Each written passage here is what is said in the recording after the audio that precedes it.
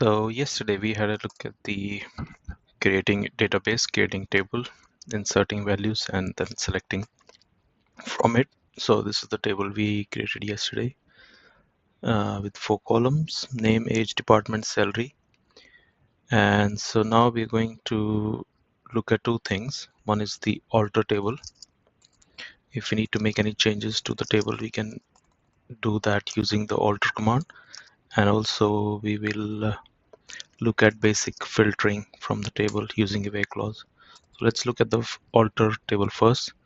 So in our employee table, let's say we want to add a column. So how can we use that? So we say alter table employee add, let's say the column name would be email and the type would be text. So if we just use this and run it, I think it's a success. So if we now look at it again, so yeah, we got a new column and we can see there's no value because it's just a new column, so it's got null. Let's add another column as well. This time I'll just call it ID, and then the type would be, let's say, integer. So now we should have two new columns, email and ID, so which is fine. Now similar to creating a column, we could actually delete a column as well. So for deleting a column, what we need is alter table employee. That would stay same, but instead of add, we would need drop and then column. Just notice here in the add we didn't add column, but when we are dropping we need to add column and then just the name of the column. So let's say I want to delete the ID.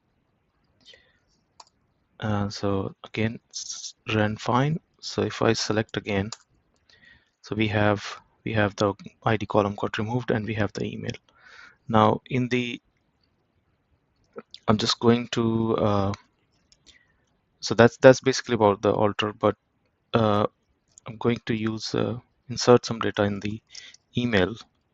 So for one of the rows, so what I'll do is I'll add a new row here, insert into employee, let's say values,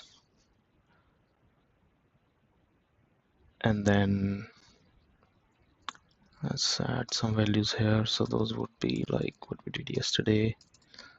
Name, let's say name 5, let's say 35, and the department is again, let's use the same department here, let's say department 2, and then salary, let's 35,000, and then we'll add an email. So just using a dummy as everything else. So let's say name 5 @mail.com. So if we run this, now we should have a new row with the record for it. So that's what I just wanted to try, because we are going to use it later operations, or later when we're trying a few other commands. So that was about alter. We can actually use alter for other things as well. We could use it to like change the type of a column. So let's say if ID was there, we created it as a text and then we want to change it to integer. That's also possible. Now next is filter. So we say select. We look at a basic select yesterday, so I just copy that from here.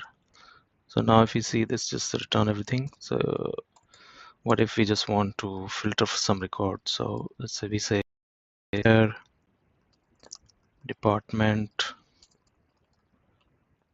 is equal to